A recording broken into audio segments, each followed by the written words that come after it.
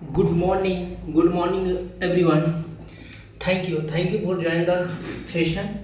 So आज का session में हम डिस्कस करने वाले हैं 27 जुलाई 2026 के करेंट अफेयर, जिसमें टॉप एमसीक्यू रहेगा। ये सारा क्वेश्चन है 100% एग्जाम एक्सपेक्टेड टॉपिक से रहेगा। सो सिमिलरली लास्ट क्लास में जैसे हमने डिस्कस किया था वो सेम टू सेम आज के क्लास में भी देखने को मिलेगा वो सारे टॉपिक। बट आज का देश दुनिया की खबरें अलग अलग हैं, अलग क्वेश्चन रहेंगे, ठीक है। तो हाँ, गुड मॉर्निंग भाई, गुड मॉर्निंग। जय श्री राम, भारत माता की जय जय जय। सो जैसे कि मैंने बताया था कि हमारे क्लास में जो भी है हम हाई क्वालिटी का जो भी एग्ज़ाम एक्सपेक्टेड टॉपिक रहता है या एग्ज़ाम एक्सपेक्टेड क्वेश्चन रहते हैं, मैं बस उसी को कवर करता हूँ ज़्यादातर अपने क्लास में। तो सेम टू सेम उसी का रहेगा। तो आज हमारा जो क्लास का श्रेय जाता है वो उन विद्यार्थी को जाता है जो अपनी हार कभी नहीं मानते, ठीक है। तो उसी के बिहाफ पे हम 2 लाइन लिखे हैं। हार मान लेना कभी हमारी फितरत नहीं, हार मान लेना कभी हमारी फितरत नहीं, मुश्किलों से डर जाना हमारी आदत नहीं, ठीक है। जब तक मंजिल कदमों में ना आ जाए तब तक रुक जाना हमारी इजाज़त नहीं, ठीक है। तब तक रुक जाना हमारी इजाज़त नहीं।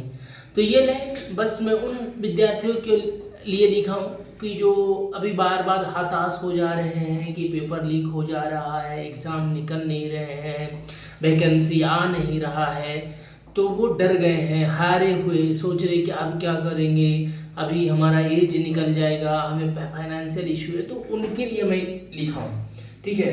तो उन भाइयों को भी हार नहीं मानना है। आज ने कल आपका मंजिल आपके कदमों में आएगा तो आएगा, कितना दिन भागेगा, ठीक है। तो आप डरिए नहीं, आप बस डटे रहिए, आप अपनी पढ़ाई पे फोकस करिए। जो भी अभी हमारे देश में चल रहा है प्रोटेस्ट को लेकर, जो पुलिस और स्टूडेंट्स के बीच में क्लासेस हो रहे हैं, तो उसको मैं बस यही कहूँगा कि इसको अवॉइड करिए। जब सरकार से जो हमारी मांगी थी, हमारी मांगी ने पूरी हो गया है। बस हमें अब नेक्स्ट वैकेंसी का इंतज़ार करना है और उसका एग्ज़ाम कैसे होता है उसको देखेंगे। अगर उसमें भी गड़बड़ी आया तो नेक्स्ट स्टेप लेंगे, बट अभी फ़िलहाल के लिए हमें कुछ नहीं करना है, हमें अपना पढ़ाई पे फोकस करना है। जैसे मैंने अभी कुछ वीडियो देख रहे थे जो हमारे बिहारी भाइयों को किस तरह से अभी पुलिस ने मार रहा था। उसमें कुछ लोगों ने पुलिस के साथ पहले गलत किया, उसको मारपीट किया, उसके गाड़ियाँ जलाई, वो जो भी कर रहा था वो मैं उसको अगेंस्ट हूँ भाई। क्योंकि वो जो प्रॉपर्टी जलाया तोड़ा गया वो हमारे टैक्स के पैसे के प्रॉपर्टी मतलब प्रॉपर्टी बना था, वो किसी सरकार की पैसे से प्रॉपर्टी नहीं बना था। तो मैं हर लोगों से एक ही रिक्वेस्ट करूँगा कि आप जब भी प्रोटेस्ट करें शांतिपूर्ण प्रोटेस्ट करें, आप अपना बात को सरकार तक पहुंचाएं कि मुझे ये चाहिए। अगर नहीं सरकार देती तो हम दूसरे रुख अपनाएंगे, लेकिन कभी भी अपने देश के प्रॉपर्टी को डिस्ट्रॉय मत करिए, ठीक है। क्योंकि उसमें फिर आपको हाई कोर्ट, सुप्रीम कोर्ट, कितने हमारे भाई लोग को पुलिस FIR करके उसको अरेस्ट कर लिया गया है, फिर कितने को धमकी मिल रहा है, कुछ विधायक वगैरह बोल रहे हैं कि उसको ब्लैक लिस्ट कर दिया जाएगा, जॉब नहीं मिलेगा। तो ये सब चीज़ें को आप मौका मत दीजिए, आप अपने हक के लिए लड़िए। अगर आप अपने हक के लिए लड़ेंगे तो अगर कोई उस पर उंगली उठाएगा तो क्वेश्चन पूरा समाज उससे पूछेगा और ऐसे लोगों को पूरा समाज नकारेगा। बट आपने सब कुछ कैसे ही किया, आप अपने हक की ही बात कर रहे थे। बट यहाँ पर प्रॉब्लम क्या आ गया ना कि आपने तोड़ फोड़ मचाया, प्रॉपर्टी को डैमेज किया, तो वो चीज़ें आपका अगेंस्ट हो गया। तो उसमें क्या होगा कि आपके जो लोग हैं वो भी सैड हो जाएंगे, तो वो हमें कभी नहीं करना चाहिए, ठीक है। तो बस आप हमसे जुड़े रहिए। जैसे कि मैंने लास्ट क्लास में भी बताया था कि मैं आपको हर पॉइंट पे आपको गाइड करूँगा, आपको पढ़ाई से लेके मोटिवेशन से लेके रोड मैप तक गाइडेंस से लेके हर चीज़ दूंगा। और तो और मैं ये भी बोला हूँ कि अगर किन्हीं भाई को अगर थोड़ा ज़्यादा गरीब है या उनको कोई भी इशू आया तो फाइनेंशियल हो, मोटिवेशन हो, गाइडेंस हो, सब चीज़ के लिए मैं रेडी हूँ। बस आपको एक ही काम करना है कि यदि आप हमारे चैनल पे नए हैं तो तुरंत मेरा चैनल सब्सक्राइब करिए। आप चैनल सब्सक्राइब करके हमसे जुड़िए। बेल आइकन दबाना बिल्कुल भी मत भूलिए। बेल आइकन दबाने इसलिए मैं बोलता हूँ कि जो भी मैं वीडियो अपलोड करूँ सबसे पहले आपके पास जाए और वो कंटेंट को आप पढ़ें। मेरा इंटेंशन यही है कि मैं अच्छे से अच्छे क्वालिटी का शिक्षा अपने भाई लोग को देना चाहता हूँ, ताकि वो जो जिनके पास पैसा हो या नहीं हो उससे फ़र्क नहीं पड़ता, वो एक समान यहाँ पर है। क्योंकि मैं यहाँ पर फ्री ऑफ कॉस्ट पढ़ाता हूँ, मुझे पैसा नहीं चाहिए। यहाँ पे मैं चाहता हूँ कि हर वर्ग के लोग एक जैसा शिक्षा मिले। कोई नहीं कि किसी के पास पैसा ज़्यादा है तो हाई क्वालिटी की शिक्षा ले रहा हूँ, उनको अच्छे टीचर मिल रहे हैं, वो अच्छे से पढ़ा रहे हैं और जो बेचारे के पास पैसा नहीं है जैसे तैसे पढ़ रहा है, उसको ये कंटेंट नहीं मिल रहा, एग्ज़ाम की गाइडेंस नहीं मिल रहा, प्रॉपर रोड मैप नहीं पता है, तो वो मैं उनके लिए ये सेशन विशेषतर बना रहा हूँ। उनके लिए ये सब मतलब कि वीडियो डाल रहा हूँ पढ़ा करके, ताकि वो गैप खत्म हो सके। ठीक है, सो आप बस जुड़े रहिए हमसे। और मेरा बस एक ही रिक्वेस्ट है आप लोगों से कि जो भी भाई आज हमारे क्लास को नया अटेंड कर रहे हैं प्लीज़ चैनल ज़रूर सब्सक्राइब करिएगा। जो भी भाई लोग हमारा पहले से हमसे जुड़ चुके हैं वो ज़्यादा से ज़्यादा वीडियो को लाइक शेयर सब्सक्राइब करिए, ताकि हमारे नए जो भी भाई लोग हैं उनको तक आसानी से ऐसे शिक्षा को अवसर मिले, ताकि उनको भी मैं हेल्प कर सकूं।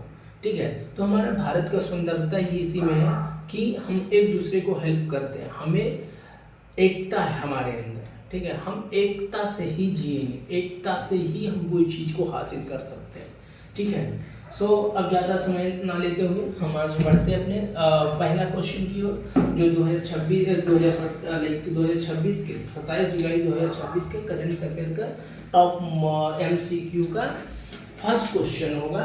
ठीक है, तो अब हम देखते हैं आज का पहला क्वेश्चन है हमारा। हाल में ही भारत सरकार द्वारा शिक्षा मंत्रालय का अतिरिक्त प्रभार किसे सौंपा गया?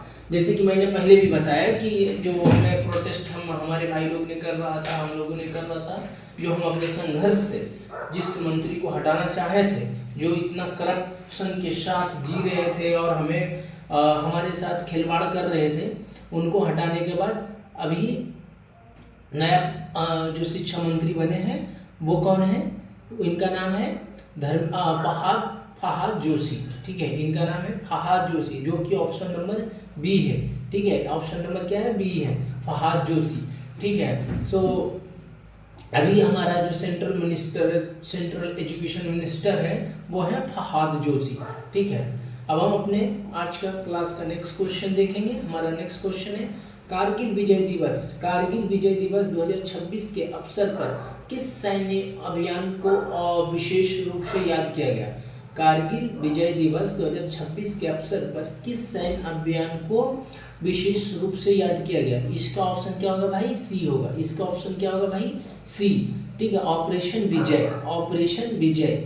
इसमें क्या है ना कि मैं स्टैटिक और जैसे कि मैंने पहले भी बताया था कि स्टैटिक और करंट अफेयर दोनों मिक्स करके लेकर आता हूँ, तो ये सब चीज़ें है ना कि स्टैटिक जीके में भी आते हैं। ठीक है, तो आप बस बने रहिए।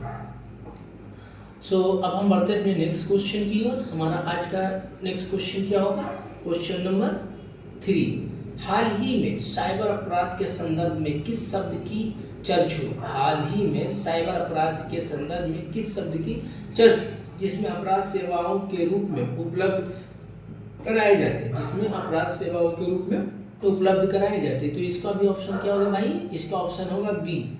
ठीक है, इसका ऑप्शन होगा B, fraud as a service, FAS। ठीक है, फ्रॉड एज ए सर्विस। ठीक है, अब हम बढ़ते हैं नेक्स्ट क्वेश्चन की ओर। हमारा नेक्स्ट क्वेश्चन है 4।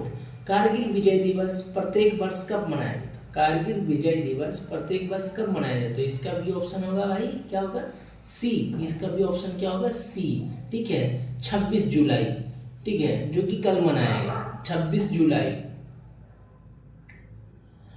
तो कारगिल विजय दिवस प्रत्येक वर्ष कब मनाया जाता है? तो 26 जुलाई। इसको याद रखिएगा। ठीक है, ये सब जो क्वेश्चन है ना MBB आई है। ठीक है, और ये सब क्वेश्चन को आप ध्यान रखिएगा क्योंकि यही सब सारा क्वेश्चन आते हैं। ठीक है, तो इसका क्या है? 26 जुलाई। कारगिल विजय दिवस प्रत्येक वर्ष कब मनाया जाता है? तो 26 जुलाई 1999 को भारत ने कारगिल युद्ध में विजय प्राप्त की थी। 26 जुलाई 1999 को भारत ने कारगिल युद्ध में विजय प्राप्त की थी। इस दिन कारगिल विजय दिवस के रूप में मनाया जाता है। ठीक है, तो अब ये भी हम देखेंगे नेक्स्ट में कि कारगिल युद्ध किसके किसके बीच हुआ था। ठीक है, तो हमारा क्वेश्चन नंबर 5 है, कारगिल युद्ध के दौरान भारतीय सेना द्वारा चलाए गए मुख्य सैन्य अभियान का नाम क्या था? ऑपरेशन विजय। ऑपरेशन विजय। ठीक है, तो ये सब MBBI है। ठीक है, ये सब क्वेश्चन को ध्यान रखिएगा, ये सब क्वेश्चन पूछे ही जाएंगे। ठीक है, जो कि ये स्टैटिक जीके है, ऐसा नहीं है करंट अफेयर है, स्टैटिक जीके जो कि आज मनाया गया इसलिए वो करंट अफेयर में आ गया ताकि उसको याद किया जाए। ठीक है, तो कारगिल युद्ध के दौरान भारतीय सेना द्वारा चलाए गए मुख्य सैन्य अभियान का नाम क्या था? तो इसका नाम था ऑपरेशन विजय। ठीक है, सो अब हम देखते हैं आज का नेक्स्ट क्वेश्चन। नेक्स्ट क्वेश्चन हमारा छठा होगा। छठा में क्या है? कारगिल युद्ध किस वर्ष लड़ा गया? तो 1999। ठीक है, इस टाइप से भी क्वेश्चन पूछा जाता है। मैं क्या कर रहा हूँ कि क्वेश्चन को टारगेट कर रहा हूँ। ठीक है, क्वेश्चन को मैं टारगेट हर एक तरीके से पूछने का जो ढंग है उसको मैं कवर करने का ट्राई कर रहा हूँ, ऐसा नहीं कि मैं एक तरीके से ही देखता हूँ। ठीक है, अब हम अपने देखते हैं नेक्स्ट क्वेश्चन। नेक्स्ट क्वेश्चन हमारा 7 है, हाल ही में चर्च में रहा fraud as a service FASS किससे संबंधित है? तो ये किससे संबंधित है भाई? साइबर अपराध। ठीक है, जैसे कि मैंने पहले ही क्वेश्चन में देखा कि ये साइबर अपराध के अंदर है। Fraud as a service cyber अपराध है। ठीक है,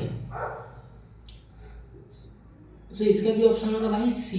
ठीक है, FASS में साइबर अपराधी तैयार टूल्स और सेवाएं बेचते हैं जिससे ऑनलाइन धोखाधड़ी करना आसान हो जाता है। FASS में साइबर अपराधी तैयार टूल्स और सेवाएं बेचते हैं जिससे ऑनलाइन धोखाधड़ी करना आसान हो जाता है। ठीक है, तो ये सब चीज़ें क्यों आया चर्च में? सबसे ज़्यादा चर्च में जब से हमारा जितना हम डिजिटाइल होते जा रहे हैं, जिसमें मनी ट्रांजेक्शन हो गया, बैंकिंग का जो ऑनलाइन ट्रांजेक्शन हो गया, फ़ोन पे, API जो भी है, भीम API, पेटीएम जो भी है, या हमारा डेटा सबसे ज़्यादा हम क्लाउड पर रखने जा रहे हैं, तो वहाँ पर से ही मेरा डेटा चोरी हो जा रहा, पैसा चोरी हो रहा, कोई साइबर अपराधी उसे होम अरेस्ट करके कभी किसी में झूठा केस में फंसाने का साजिश करके, कोई भी लाइक CBI, नारकोटिक्स डिपार्टमेंट, ये सब डिपार्टमेंट से कॉल करके हमारे आम जनता को मूर्ख बना के उससे पैसा ठगता है। ठीक है, तो ये FAS fraud as a service अभी एक टूल को इंट्रोड्यूस किया है जो कि साइबर अपराध के अंतर्गत आता है। ठीक है, अब हम अपना देखते हैं नेक्स्ट क्वेश्चन। हमारा नेक्स्ट क्वेश्चन है 8, साइबर सुरक्षा के संदर्भ में फिशिंग का अर्थ क्या है? मतलब फिशिंग मतलब वायरेशन भेजते हैं। ठीक है, फिशिंग मेल जो फ्रॉड रहता है, जिसमें फिशिंग मैसेज में क्या कहेगा कि ये आपको मैसेज है, आपको ये लॉटरी लग गया है, आप इसको इंस्टॉल करिए, आप अपना ये डालिए, OTP डालिए, उसमें क्या होगा कि आपको हैक कर लिया गया, हैक करने के बाद आपका पैसा आपसे अकाउंट से निकाल लिया जाता है। बहुत सारी चीज़ें जैसे कि ईमेल के थ्रू आ गया, मैसेज आ गया, ये सारी चीज़ें वेबसाइट में गए और आपको जो रहता है कुकीज़ ऑल सेलेक्ट करने के, उसके थ्रू भी ये भी चल रहा फ्रॉड वाला।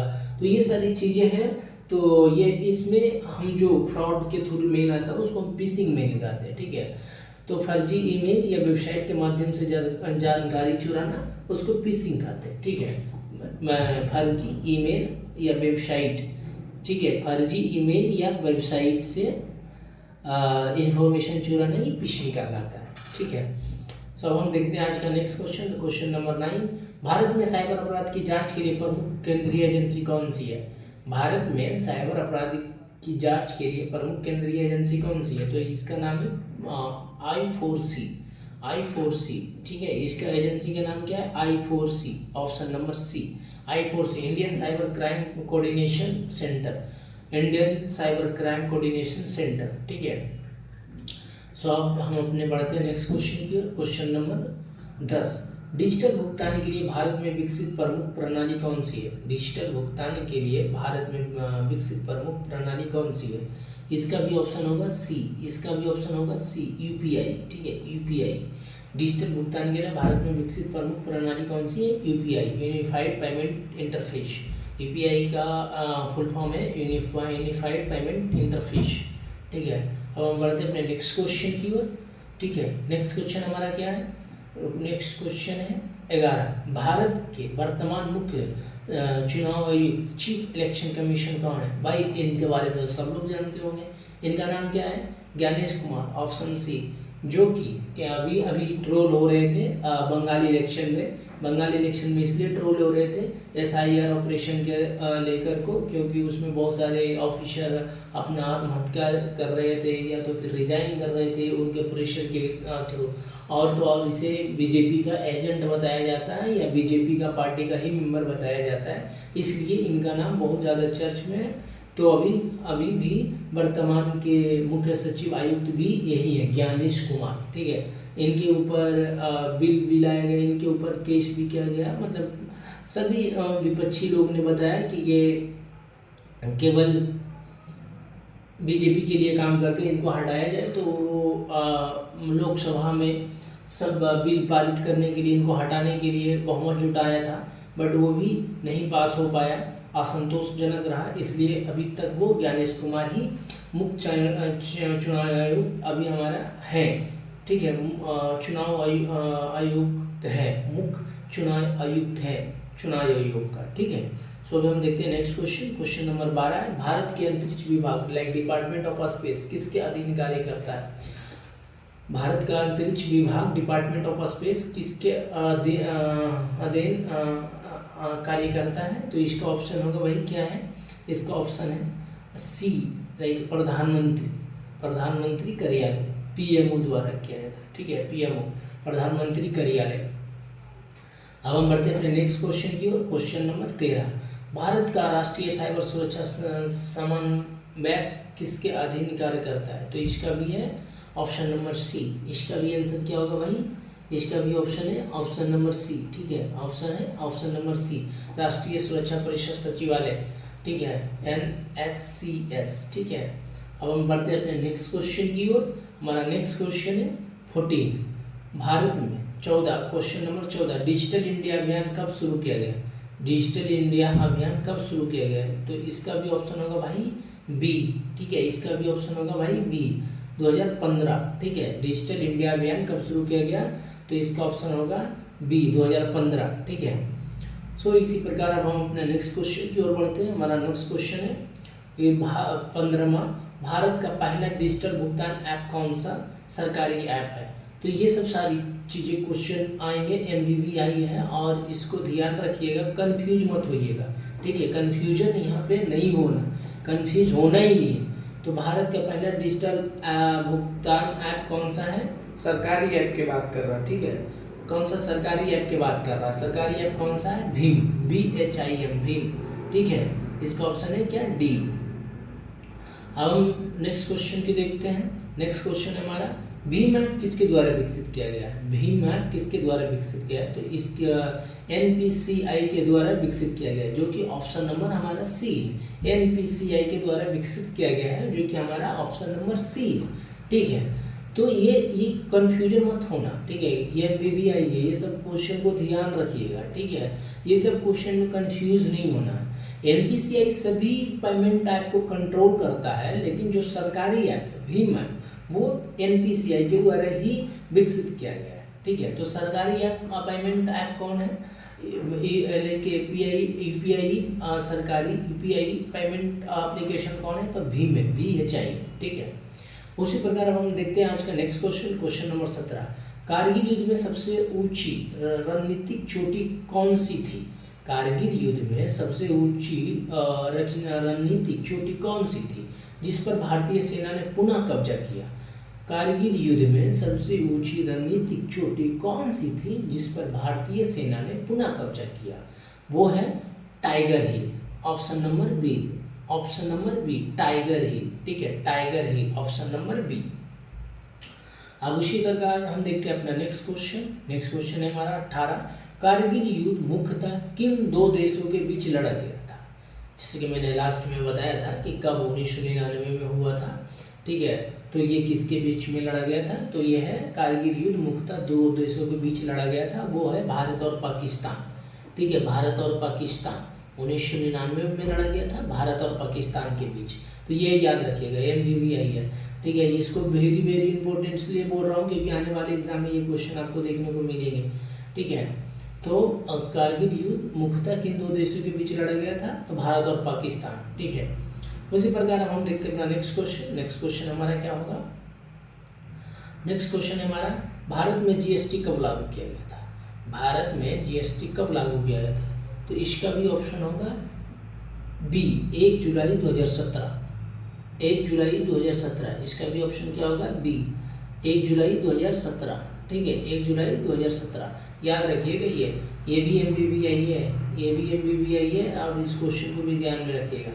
अब हम बढ़ते हैं अपने नेक्स्ट क्वेश्चन की, क्वेश्चन नंबर 20। ठीक है, आज का नेक्स्ट क्वेश्चन हमारा है क्वेश्चन नंबर 20। भारतीय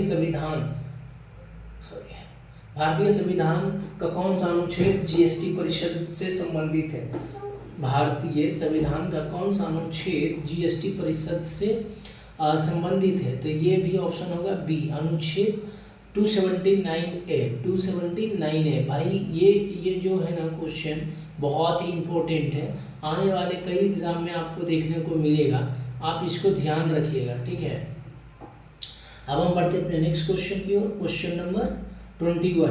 हाल ही में साइबर अपराधी में बढ़ती AI तकनीकी दुरुपयोग के कारण किस प्रकार की फर्जी वीडियो विशेष चर्चा में रहा। ठीक है, हाल ही में साइबर अपराधी में बढ़ती AI तकनीकी दुरुपयोग के कारण किस प्रकार के फर्जी वीडियो विशेष चर्च में रहा था, इसका भी ऑप्शन क्या होगा सी, इसका भी ऑप्शन क्या होगा भाई सी, डीप फेक।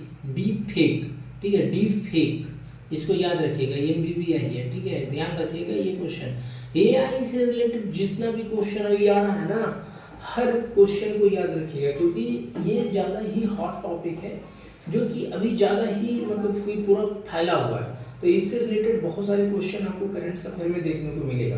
तो आपको जितना भी AI रिलेटेड क्वेश्चन आ रहा, आप हर एक क्वेश्चन को ध्यान रखिएगा। ठीक है, सो अब हम बढ़ते हैं अपने नेक्स्ट क्वेश्चन की ओर, क्वेश्चन नंबर 22। भारत में बीमा क्षेत्र का नियामक कौन सा है, भारत में बीमा क्षेत्र का नियामक कौन सा है, तो इसका क्या ऑप्शन होगा, आप लोग बताइए जल्दी से।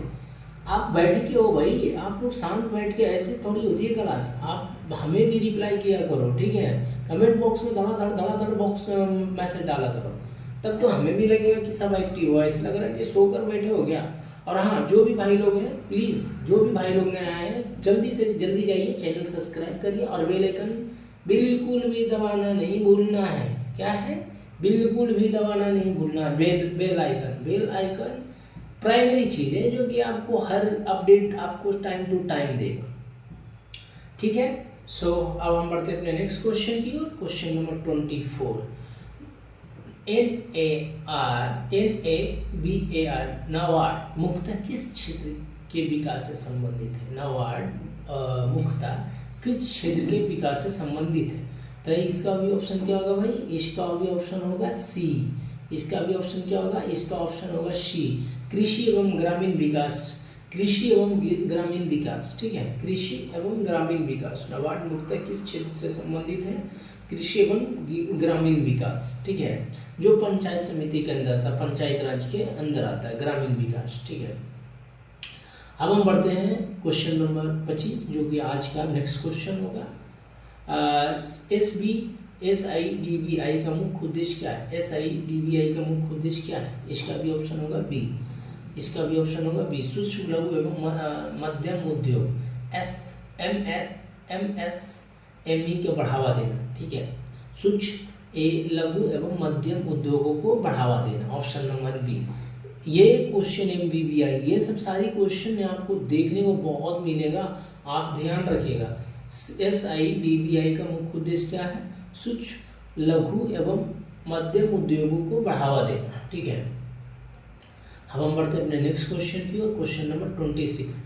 मेक इन इंडिया अभियान किस वर्ष शुरू किया गया था, मेक इन इंडिया अभियान किस वर्ष शुरू किया गया था, तो इसका भी ऑप्शन होगा बी, इसका भी ऑप्शन होगा बी 2014। ये किसके द्वारा किया गया था, ये मेक इन इंडिया अपने प्राइम मिनिस्टर नरेंद्र मोदी के ऑनरेबल मिनिस्टर के अकॉर्डिंग किया गया था, जो कि 2014 में प्रथम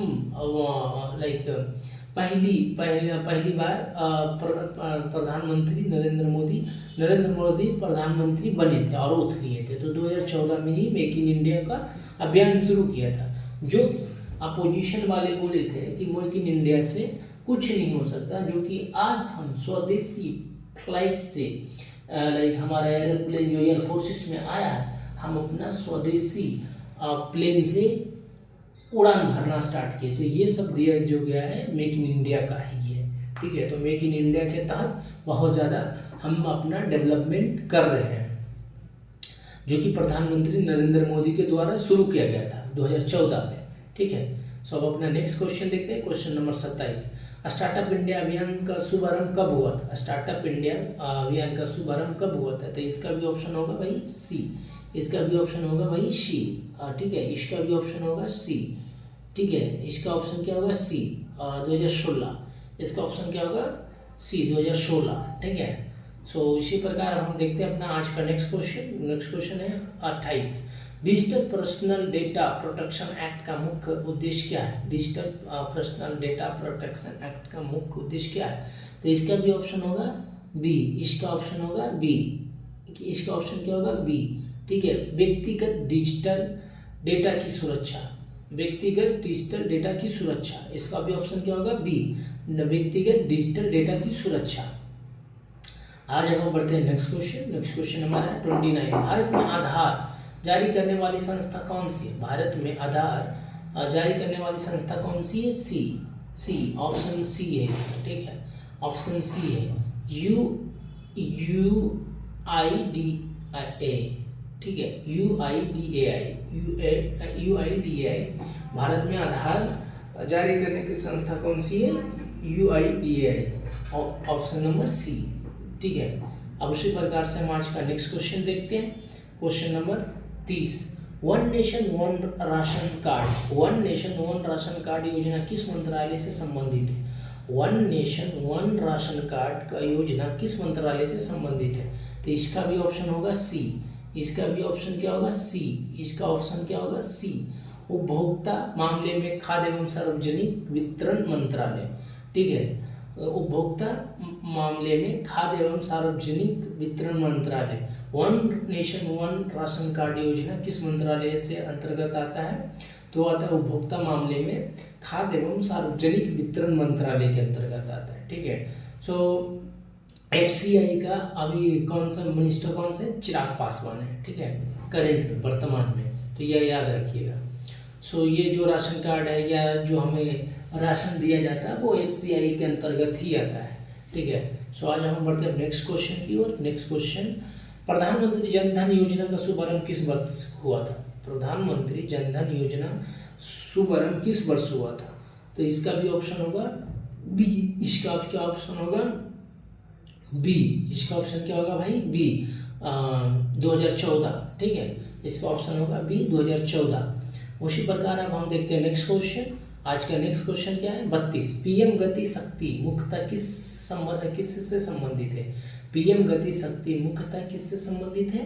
तो इसका भी ऑप्शन होगा बी, इसका ऑप्शन होगा बी, ठीक है। इसका ऑप्शन होगा बी, मल्टी मॉडल अवसंरचना विकास, मल्टी मॉडल अवसंरचना विकास, ऑप्शन नंबर बी, ठीक है। सो अब हम बढ़ते हैं अपने नेक्स्ट क्वेश्चन की ओर। नेक्स्ट क्वेश्चन है हमारा, राष्ट्रीय सुरक्षा नीति NEP कब लागू की गई थी? राष्ट्रीय सुरक्षा नीति NEP कब लागू की गई थी? तो 2020, ठीक है, 2020, ठीक है। ऑप्शन नंबर बी 2020, जो कि धर्मेंद्र प्रधान लेकर आए थे, ठीक है। इसमें बहुत सारा हमारा सिलेबस को रेक्टिफाई किया गया, जो मॉडर्न हिस्ट्री है उस पर जोड़ दिया गया, जो प्राचीन हिस्ट्री था वो उसको थोड़ा डिक्रीज किया गया, उसको शॉर्ट फॉर्म में लाया गया, तो हमें प्राचीन हिस्ट्री कम पढ़ना पड़ता है, मॉडर्न हिस्ट्री पे ज़्यादा जोर दिया गया, ठीक है। मध्यकालीन हिस्ट्री को, मध्यकालीन इतिहास को ज़्यादा जोर दिया गया था। सो ये 2020 में लागू किए गए थे NEP, नेशन एजुकेशन पॉलिसी, ठीक है। सो अब हम बढ़ते हैं अपने नेक्स्ट क्वेश्चन की ओर, क्वेश्चन नंबर 34। NEP 2020 में विद्यालय शिक्षा का नया ढांचा क्या है? तो इसका है मतलब NEP 2020 में विद्यालय की शिक्षा का नया ढांचा क्या था? इसका तो ये सब क्वेश्चन आएंगे, ठीक है। इसका क्वेश्चन होगा ऑप्शन नंबर सी है, ठीक है, ऑप्शन नंबर सी है। तो ये एमबीबीआई क्वेश्चन है, ये क्वेश्चन आपको देखने को मिलेंगे, ठीक है, ध्यान रखिएगा इसको। 5 3 3 4 5 + 3 + 3 4, ठीक है। सो एनईपी 2020 में विद्यालय शिक्षा का नया ढांचा क्या था? 5 + 3 + 3 + 4, ठीक है। उसी प्रकार अब हम नेक्स्ट क्वेश्चन देखते हैं अपना। नेक्स्ट क्वेश्चन 35, भारत का सर्वोच्च नागरिक सम्मान भारत का कौन सा है? भारत का सर्वोच्च नागरिक सम्मान कौन सा है? तो इसका है ऑप्शन नंबर सी। इसका क्या है? Option number C. इसका क्या होगा answer? Option number C. Option number C, Bharat Ratna, ठीक है। इसका ऑप्शन क्या होगा? सी, भारत रत्न, ठीक है। तो आज का अब हम नेक्स्ट क्वेश्चन देखते हैं। हमारा नेक्स्ट क्वेश्चन है 36, भारत का सर्वोच्च वीरता पुरस्कार कौन सा है? भारत का सर्वोच्च वीरता पुरस्कार कौन सा है? तो इसका भी ऑप्शन होगा सी। इसका भी ऑप्शन होगा सी, ठीक है, परमवीर चक्र, ठीक है। इसका क्या ऑप्शन होगा? परमवीर चक्र, ऑप्शन सी, ठीक है। अब हम बढ़ते हैं आज का नेक्स्ट क्वेश्चन की ओर। क्वेश्चन नंबर 37, एक पृथ्वी, एक परिवार, एक भविष्य, one earth, one family, one future किस अंतरराष्ट्रीय मंच की थीम है? तो इसका भी ऑप्शन होगा सी, ऑप्शन सी, G20। तो ये मैंने लास्ट क्लास में पूरा डिस्कस किया हो कि G20 कहाँ कौन सा देश के मेजबानी में होने वाला है, G20 में कितना देश है, कितने अस्थायी देश है, कितना अस्थायी देश है। तो मैंने सारा लास्ट सेशन में डिस्कस किया हूँ। जो भाई पहली बार हमारा क्लास अटेंड करें, प्लीज़ पिछले सेशन में आप जाके देख सकते हैं, वहाँ पर पूरा इसके बारे में एक्सप्लेन किया गया है, ठीक है। सो अब हम बढ़ते हैं आज का नेक्स्ट क्वेश्चन की ओर। Question number 38, question number 38, question number 38, जुलाई 2026 में अच्छी वर्षा के कारण महाराष्ट्र में खरीफ बुआई लगभग कितने प्रतिशत तक पूरी हो गई? जुलाई 2026 में अच्छी वर्षा के कारण महाराष्ट्र में खरीफ बुआई लगभग कितने प्रतिशत तक पूरी हो गई? तो इसका भी ऑप्शन क्या होगा भाई? इसका ऑप्शन होगा सी, 80%, ठीक है, 80%। सो उसी प्रकार हम बढ़ते हैं आज का नेक्स्ट क्वेश्चन की ओर। क्वेश्चन नंबर 39, महाराष्ट्र में जुलाई की वर्षा से सबसे अधिक लाभ किस फसल को मिलता है? ठीक है, महाराष्ट्र में जुलाई की वर्षा से सबसे अधिक लाभ किसको मिलता है? तो इसका भी ऑप्शन होगा भाई सी। इसका भी ऑप्शन होगा सी, सोयाबीन, ठीक है, सोयाबीन, कपास एवं दलहन, सोयाबीन, कपास एवं दलहन। तो ये चीज़ें आप ध्यान रखिएगा, ये सब स्टैटिक जीके में आएगा, बट ये सब क्वेश्चन बहुत ही ज़्यादा इंपॉर्टेंट, ध्यान रखने लायक है, ठीक है। महाराष्ट्र में जुलाई के वर्षा से सबसे अधिक लाभ किस फसल को मिलता है? तो सोयाबीन, कपास एवं दलहन, ठीक है। उसी प्रकार आज हम देखते हैं नेक्स्ट क्वेश्चन की ओर चलते हैं। नेक्स्ट क्वेश्चन आज हमारा है 40, भारत में मौसम संबंधित चेतावनी जारी करने वाली संस्था कौन सी है? ठीक है, तो ये बहुत बार रिपीटेड क्वेश्चन है, मैंने हर एक सेक्शन में ज़्यादा से ज़्यादा इसको कवर करता हूँ, ठीक है, क्योंकि मौसम जब चेंज होता है तो करेंट अफेयर में आ जाता है, इसलिए ये क्वेश्चन ज़्यादा रिपीटेड क्वेश्चन है, इसको ध्यान रखिएगा। और मैं पहले भी बता के रखा हूँ कि आपको टेंशन लेने की जरूरत नहीं भाई, आपको रिवीजन भी हमारे आने वाले क्लास में होते जाएगा, बस आपको ये खाली करना है कि आपको स्टार्टिंग से पढ़ना है। अगर आप स्टार्टिंग से पढ़ते गए ना तो आपको रिवीजन करने की जरूरत नहीं है, बस हर एक क्लास में आइए, क्लास को सुनिए शुरू से अंत तक, और कुछ भी नहीं करना है, बस क्लास में आइए, सुनिए और जाइए, आपको और उसके अलावा कुछ नहीं करना है, आपको हर चीज़ यहाँ पे मिल जाएगा, ठीक है। सो अब हम बढ़ते हैं अपने आज का नेक्स्ट क्वेश्चन की ओर। क्वेश्चन नंबर 41, IMD द्वारा जारी येलो अलर्ट का समान अर्थ क्या है? IMD जैसे कि रेड अलर्ट हो गया, येलो अलर्ट हो गया, ग्रीन, जो सब ये अलर्ट का अलग अलग मीनिंग होता है। जैसे रेड अलर्ट मतलब बहुत ज़्यादा बारिश होने वाला है, आप अपने घर से बाहर मत निकलिए, ज़रूरत की जो सामान है जितना जल्दी हो सकता है आप लेके अपने घर पे रहिए, बाहर मत निकलिए, क्योंकि उस रेड अलर्ट में ये होती है कि आपके आसपास बहुत बारिश होने वाला है, ठीक है। सो अब हमारा क्वेश्चन है IMD द्वारा जारी येलो अलर्ट का समान अर्थ क्या है? तो इसका भी ऑप्शन होगा सी। इसका भी ऑप्शन क्या होगा भाई? सी होगा, ठीक है, इसका भी ऑप्शन क्या होगा? सी। ठीक है, सी।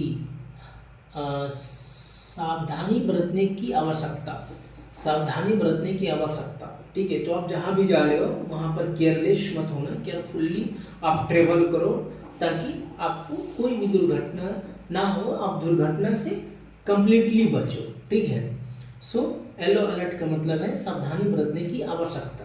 ठीक है, सो उसी प्रकार आज का हम नेक्स्ट क्वेश्चन देखते हैं। हमारा नेक्स्ट क्वेश्चन है 42। जुलाई 2026 में IMD ने किस राज्य के लिए 28 जुलाई तक येलो अलर्ट बढ़ाया? ठीक है, जुलाई 2026 में IMD ने किस राज्य के लिए 28 जुलाई तक येलो अलर्ट बढ़ाया? तो ये भी, इसका भी ऑप्शन क्या होगा? सी। इसका भी ऑप्शन क्या होगा? सी। इसका ऑप्शन क्या होगा भाई? सी। नाम क्या है? गोवा। ठीक है, गोवा। ठीक है, गोवा। अब हम बढ़ते हैं अपने आज का नेक्स्ट क्वेश्चन की ओर। Question number 43। भारत में दक्षिण और पश्चिम मानसून समानता किस महीने में आरंभ होती है? ये स्टैटिक जीके हैं और इसको आपको बहुत ही ध्यान रखने की ज़रूरत है। ये सब क्वेश्चन आने देखने को मिलता है और बहुत सारे टीचर हैं जो ये ऐसे क्वेश्चन कवर नहीं करते हैं, जिससे बच्चे को बहुत ज़्यादा परेशानी होती है। वो क्या करते हैं, वो सारे क्वेश्चन ऐसे छूट जाते हैं, जो कि वो, अब मान लो कि आपको बहुत सारे स्टैटिक जीके, करेंट अफेयर के क्लासेस चल रहे हैं, जीके जीएस के, आपको क्या ज़रूरत है यहाँ पे आने की? तो ज़रूरत है भाई, मैं हर एक टीचर से, मेरा क्वेश्चन अलग रहते हैं, मैं हर एक टीचर से अलग क्वेश्चन पढ़ाता हूँ। ठीक है, तो आपको यहाँ आने की ज़रूरत है, आप आइए पढ़िए आराम से। ठीक है, सो आने वाले सेशन में मैं ये भी शुरू हो रहेगा, आपको भारत का मतलब बिहार स्पेशल का भी देखने को मिलेगा। बिहार स्पेशल में भी बहुत सारे क्वेश्चन आपको देखने को मिलेंगे और वो उसका भी सेशन बहुत अलग चलेगा। बिहार स्पेशल का भी पूरा सेशन अलग चलेगा और आपको पूरे मटेरियल, अच्छे मटेरियल दिए जाएंगे, टॉपिक वाइज दिए जाएंगे। पहले चैप्टर वाइज, चैप्टर के अंदर टॉपिक वाइज दिए जाएंगे, तो बिहार से रिलेटेड एक भी क्वेश्चन छूटने की संभावना नहीं रहेगा। वो भी सेशन बहुत जल्द शुरू होने वाला है, उसका भी प्रिपरेशन चल रहा है। तो आपको करेंट अफेयर के साथ वो बिहार के स्पेशल भी मिलेगा। ठीक है, बिहार स्पेशल जीके भी आपको ऐड मिलेंगे इसमें। ठीक है, तो आप बस बने रहिए, आपको बस क्लास में आने की ज़रूरत है और कुछ करने की ज़रूरत नहीं, क्लास में आइए और पढ़िए। ठीक है, सो आज ये इसका भारत में पर दक्षिण पश्चिम मानसून असमानता किस महीने में प्रारंभ होती है? तो इसका ऑप्शन क्या होगा? सी। इसका ऑप्शन क्या होगा भाई? सी। इसका ऑप्शन भी सी होगा। महीना कौन है? जून। ठीक है, जून। भारत में दक्षिण पश्चिम मानसून समानता किस महीने में प्रारंभ होता है? तो जून में होता है। ठीक है, अब हम अपने नेक्स्ट क्वेश्चन की ओर बढ़ते हैं। Question number 44। राष्ट्रीय मंडल खेल कॉमनवेल्थ गेम्स 2026 का आयोजन किस शहर में हो रहा है? तो जैसे कि मैंने पहले भी बताया था, ग्लासगो। ठीक है, option number C. Option number C. ठीक है, इसका ऑप्शन नंबर सी होगा आंसर। अब हम बढ़ते हैं आज का अपना नेक्स्ट क्वेश्चन की ओर। Question number 45। राष्ट्रमंडल खेल 2026 में भारतीय खिलाड़ियों के लिए किस खेल पर विशेष अध्ययन रहा? ठीक है, तो इसका है भारोत्तोलन, वेट लिफ्टिंग। ठीक है, इसका क्या है? Weight lifting. Option number C. Option number C. ठीक है, सो अब हम अपने आज का नेक्स्ट क्वेश्चन देखते हैं। हमारा नेक्स्ट क्वेश्चन है 46। आज सेशन थोड़ी लंबी इसलिए चल रहा है क्योंकि आज वीकेंड का सेशन है। ठीक है, तो वीकेंड का सेशन जब भी चलेगा वो हमेशा लेंदी ही रहेगा, तो आपको पूरी तैयारी के साथ आना है ताकि आपका जो भी क्वेश्चन है यहाँ पर ज़्यादा से ज़्यादा हम डिस्कस भी करेंगे, आपको ज़्यादा से ज़्यादा क्वेश्चन देखने को भी मिलेगा। ठीक है, तो आप जब भी आए, वीकेंड का क्वेश्चन थोड़ा लंबा रहेगा, सेशन लंबा रहेगा, तो आप बस सेशन में आइए और बने रहिए और एक एक चीज शुरू से लास्ट तक आप क्लास में बने रहिए, ध्यान दीजिए। उसके बाद मैं गारंटी देता हूँ कि आपको फिर पढ़ने की जरूरत नहीं पड़ेगा, ना रिवीजन की जरूरत पड़ेगा, ना दोबारा आपको एक बार एक ही चीज़ को पढ़ने की जरूरत पड़ेगा। ये मैं आपको एश्योरिटी देता हूँ। बस आपको काम एक ही है कि आप क्लास में आके बने रहिए। ठीक है, जब तक आप हमारे साथ कंप्लीटली नहीं जुड़िएगा, मैं अच्छे से आपको कंटेंट नहीं दे पाऊँगा। मैं जो चाह रहा हूँ, जो मैं हेल्प करना चाह रहा हूँ, वो हेल्प नहीं कर पाऊँगा। ठीक है, इसलिए आप हमारे साथ बने रहिए क्लास में। सो अब हम देखते हैं अपने आज का नेक्स्ट क्वेश्चन क्या है हमारा। नेक्स्ट क्वेश्चन है 46, राष्ट्रमंडल खेल 2026 में भारत के स्टार वेट लिफ्टिंग कौन है? ठीक है, भारत राष्ट्रमंडल खेल कॉमनवेल्थ गेम में 2026 में भारत का स्टार भारोत्तोलक कौन है? तो इसका मीराबाई चानू। ठीक है, मीराबाई चानू। ठीक है, ये कौन है? मीराबाई चानू। ये कहाँ से है? मणिपुर। ठीक है, ये कहाँ से है? मणिपुर। मीराबाई चानू कहाँ से है? मणिपुर। ठीक है, जैसे कि मणिपुर के बारे में तो अभी अब सबको पता होगा, मणिपुर पूरा जल रहा है, लेकिन हमारा होम मिनिस्टर कहाँ से हो रहे मुझे नहीं पता। वहाँ के लोग कितने बुरी तरीके से आज से नहीं भाई कितने दिनों से जल रहे हैं, उनको कोई प्रोटेक्शन नहीं दिया जा रहा, कोई प्रोटेस्ट कर रहा, बस पुलिस उसको बर्बरता के साथ मारपीट करके उसको भगाने के काम करता है। भाई वो लोग कहाँ जाएंगे? ये हमारे होम मिनिस्टर साहब को समझना चाहिए, और वो उस पर जितना जल्दी एक्शन लेंगे वो उतना ही हमारे देश के लिए अच्छा होगा। जैसे कि आपने देखा अभी कि लोग कैसे मतलब शिक्षा के लिए लड़ पड़े, मर पड़े, कितने लोगों को मारे पड़े, कितने बेरहमी से सभी चीज़ हुआ, बट क्या हुआ? कुछ नहीं। लास्ट में लोगों को यही करना पड़ा जो सरकार जो जनता चाहिए वो करना पड़ा। और अभी वही चीज़ें आप बिहार में कर रहे हो, लोगों को मार रहे हो, डंडे से तोड़ रहे हो मार के, ये आपको गलत ही मैसेज मिलेगा। ये आपकी सरकार की बारबारता, पुलिस की बारबारता दिखाया जा रहा और लोगों के अंदर एक आक्रोश पैदा कर रहा, जो कि वो बहुत ही बैड इम्पैक्ट पड़ेगा। तो मैं तो बोलता हूँ कि माननीय मुख्यमंत्री सम्राट चौधरी से कि आप प्लीज़ इस पे एक्शन लीजिए, आप बैठ के सॉल्यूशन निकालिए। मारने से सॉल्यूशन नहीं निकलता है। आप जिस हिसाब से देख रहे हो कि हम मारेंगे, सबको अंदर कर देंगे, एक दिन लोग मतलब ऐसा उग्र हो जाएंगे कि जिसको आप कंट्रोल ही नहीं कर पाओगे। तो मैं तो बोलूँगा कि आप बस आप अपना ऐसे नहीं है कि आपको शक्ति से ही सब कुछ मतलब कि मिल सकता, नहीं, आप इसका समाधान निकालिए। सो असम में भी वही हो रहा है, मणिपुर में भी वही हो रहा है। ठीक है, तो मीराबाई चानू कहाँ से? मणिपुर। ठीक है, सो अब हम आज का नेक्स्ट क्वेश्चन देखते हैं। क्वेश्चन नंबर 47, मीराबाई चानू किस राज्य से संबंधित है? मणिपुर। जैसे मैंने लास्ट क्वेश्चन में बताया था, ये मीराबाई चानू मणिपुर से है। ठीक है, जो कि वेट लिफ्टिंग में सबसे ज़्यादा वेट लिफ्ट किए हैं वोमेन मीराबाई चानू। ठीक है, अब हम बढ़ते हैं अपने नेक्स्ट क्वेश्चन की ओर। क्वेश्चन नंबर 48, भारतीय क्रिकेट टीम ने हाल ही में T20 श्रृंखला में किस देश के विरुद्ध महत्वपूर्ण जीत दर्ज की? तो इसका नाम है जिम्बाब्वे। ठीक है, जिम्बाब्वे, इसका आंसर है जिम्बाब्वे, ऑप्शन नंबर सी। इसका कैप्टन कौन है? श्रेयस अय्यर है। ठीक है, T20 श्रृंखला का कैप्टन, नया कैप्टन, वर्तमान कैप्टन श्रेयस अय्यर है। इसके पहले सूर्य कुमार यादव थे, जिनको हटा करके अभी श्रेयस अय्यर को लाया गया है।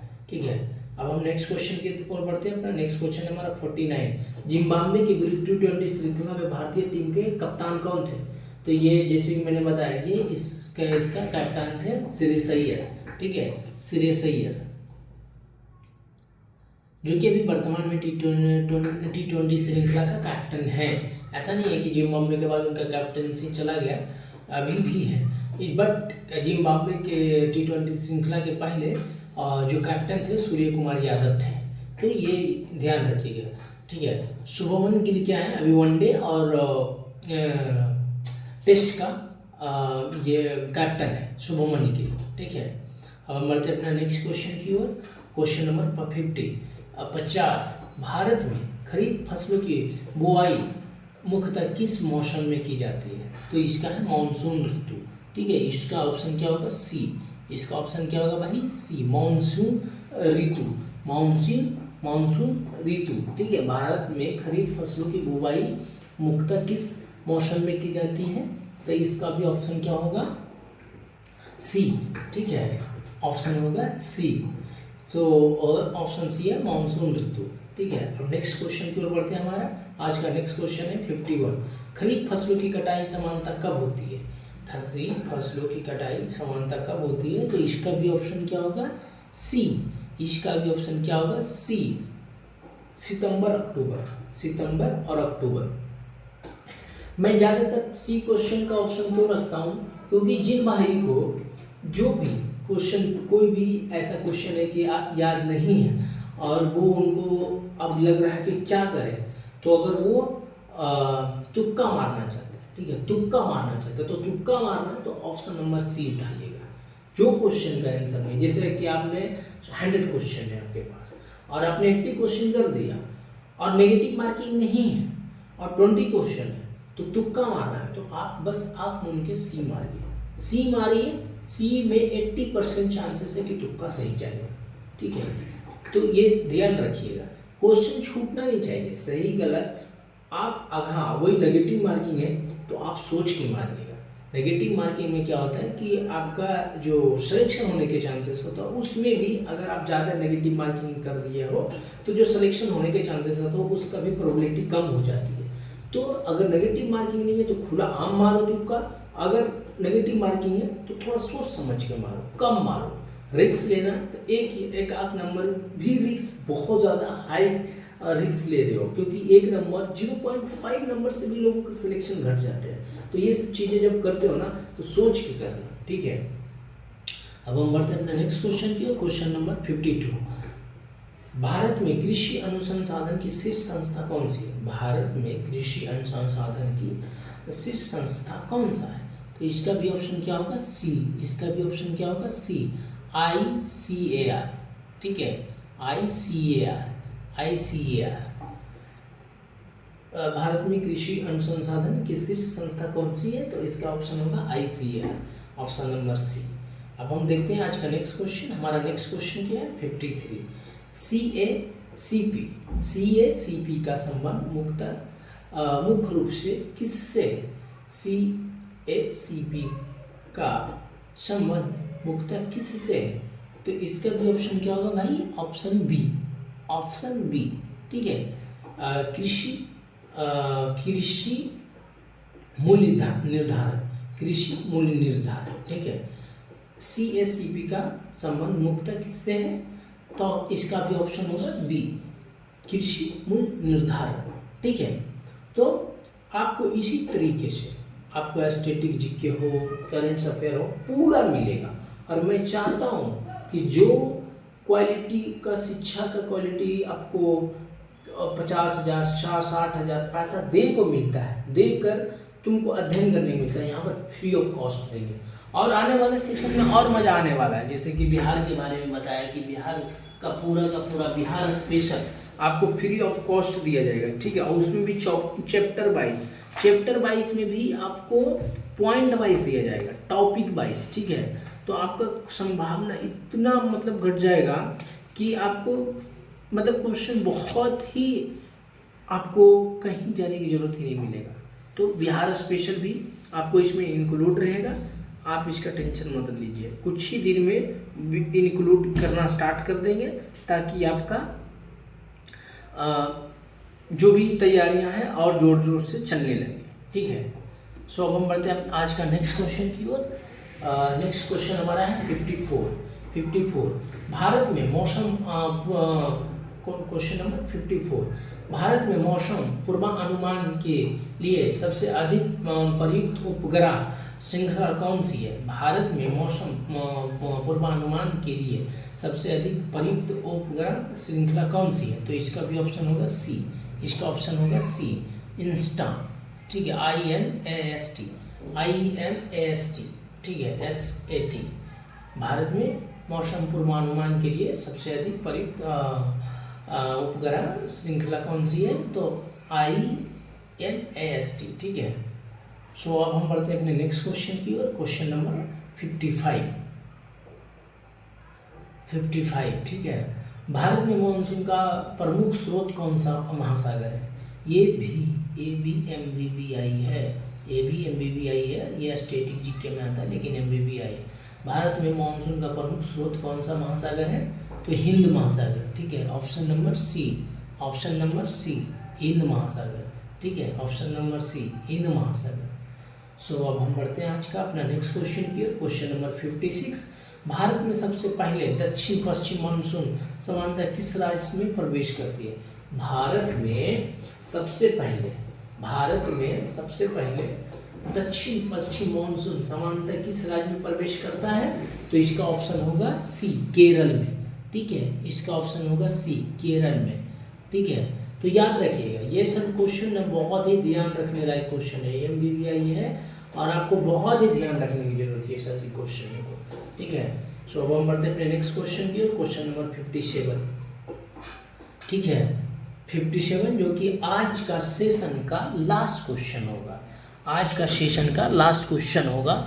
तो जैसे मैंने पहले ही बताया था कि जो भी भाई लोग हैं डर के हैं कि अब मेरा टाइम चला गया, अब हमारा एक अटेम्प्ट है, 2 अटेम्प्ट है, मैं सबको बोलता हूँ कि आपको डरने की ज़रूरत ही नहीं है, बस आप बने रहिए, आप क्लास में बने रहिए, आपका एक एक क्वेश्चन हम कराएंगे और एक ही अटेम्प्ट, लास्ट अटेम्प्ट भी है तो ये आपका जॉब का पक्का गारंटी है, ये आपका सिलेक्शन का लास्ट टाइम है।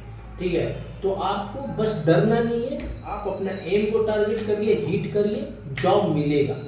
आप अपना लक्ष्य निर्धारित करिए, आप हमको हेल्प करिए, मैं आपको हेल्प करूँगा, आपको सक्सेस 100% दिलाऊंगा, ये मेरा वादा है। ठीक है, आप लोगों से बस आपको जो कहा जाए वो करिए, ऐसा नहीं कि मैं बोल रहा हूँ ये तो आप कर ही ना सके, आपको मैं पढ़ने बोलूँ आप टेंशन तो लेना ही नहीं भाई। जैसे कि आप कोई बोल रहा है कि मेरा लास्ट अटेम्प्ट है, भाई इसके बाद तो कुछ नहीं करोगे ना, तो क्यों ना जी तोड़ को दम जी जान लगा दो, डू एंड डाई, लास्ट है तो लास्ट है, हो गया तो दैट्स ग्रेट, नहीं तो फिर तो ऐसे भी तुम्हारा जॉब जाने वाली है। तो डर किस बात की, डर रखना ही नहीं है। हर टाइम सोचो कि अभी जो मैं जी रहा हूँ this is the my last time, this is my last second, this is my last minute. ठीक है, फ्यूचर तो सोचना ही नहीं है और वही सोचो कि इस मिनट में कुछ ऐसा करूँ, मैं कुछ ऐसा करूँ कि हमारा नाम हो जाए, दैट्स इट, और कुछ नहीं चाहिए। जिस दिन से ये चीज़ें माइंड में ले आओगे ना, आगे पहुँच जाओगे। और फेयरलेस रहो, हमेशा फेयरलेस रहो। फेयर में जीकर भी आधा काम ऐसे ही खराब हो जाते हैं, लोग टेंशन में चले जाते हैं, लोग डिप्रेशन में चले जाते हैं। आप डिप्रेशन में जाओ ही मत। ठीक है, सोचना नहीं है, बस पढ़ाई करना है, पढ़ते जाओ, एक दिन सक्सेस हर चीज़ के लिए मिलेगा आपको। आज का लास्ट क्वेश्चन है हमारा, क्वेश्चन नंबर 57। कारगिल युद्ध स्मारक किस केंद्र शासित प्रदेश में स्थित है? ठीक है, तो ये कौन सा है? इसका ऑप्शन नंबर बी, लद्दाख। ठीक है, लद्दाख कारगिल युद्ध स्मारक किस केंद्र शासित प्रदेश में स्थित है? लद्दाख में। ठीक है, ये भी MBBI क्वेश्चन है, आपको ध्यान रखने की जरूरत है, आने वाले एग्जाम में कई बार देखने को मिलेगा। ठीक है, अब आपका क्लास यहाँ पर ही सेशन समाप्त हो गया है। आप रिवीजन के तौर पे अगर कुछ क्वेश्चन है या कुछ हमसे डाउट है तो आप हमसे पूछ सकते हैं, जो भी भाई लोग का है। आप अगर अभी नहीं पूछते हैं, बाद में डाउट आता है, प्लीज़ आप मैसेज ड्रॉप करिएगा हमारे कमेंट बॉक्स में, मैं उसको रिप्लाई करूँगा। ठीक है, आपको अगर इस सेशन का PDF चाहिए तो तुरंत, अगर आप नए हैं तो सबसे पहले आप चैनल सब्सक्राइब करिए, बेल आइकन को दबाइए, शेयर करिए, उसके बाद आप अपना ईमेल आईडी या कुछ भी आप हमारे कमेंट बॉक्स में डालिए या कोई मैसेज डालिए, मैं आपसे कांटेक्ट करूंगा और आज का सेशन का PDF फ्री ऑफ कॉस्ट में आपको प्रोवाइड कर दिया जाएगा। आज का हो, लास्ट क्लास का हो या पूरा क्लास का हो, हर क्लास का PDF आपको फ्री में दिया जाएगा। यहाँ पे नहीं तो इंस्टाग्राम पे भी हमको DM कर सकते हो, इंस्टाग्राम पे suraj201 है, वहाँ पे भी आप हमको फॉलो कर सकते हो। ठीक है, फेसबुक पेज फॉलो कर सकते हैं सोलस्पर को। ठीक है, और नहीं तो व्हाट्सएप पे तो आप सदाबहार हो, किसी भी टाइम आप हमको मैसेज कर सकते हो। हम फ्री रहें, हम आपको तुरंत रिप्लाई करेंगे, फ्री नहीं रहे, जब हमें टाइम मिलेगा मैं आपको तुरंत रिप्लाई करूँगा, आपका हर क्वेश्चन, हर डाउट, हर प्रॉब्लम को सॉल्यूशन दूंगा। ठीक है, तो इतना ही के आज इतना ही, और अब हम नेक्स्ट सेशन में मिलेंगे आपके साथ। आज के लिए इतना ही, thank you very much and धन्यवाद हमारे साथ जुड़ने के लिए। और जो भी शेरनी है, पूरा करेंट अफेयर को निचोड़ दीजिए, मैं लास्ट में उस शेरनी से ज़रूर मिलूँगा और सरप्राइज गिफ्ट भी दूंगा। ठीक है, सो आज के लिए इतना ही। Thank you very much, bye.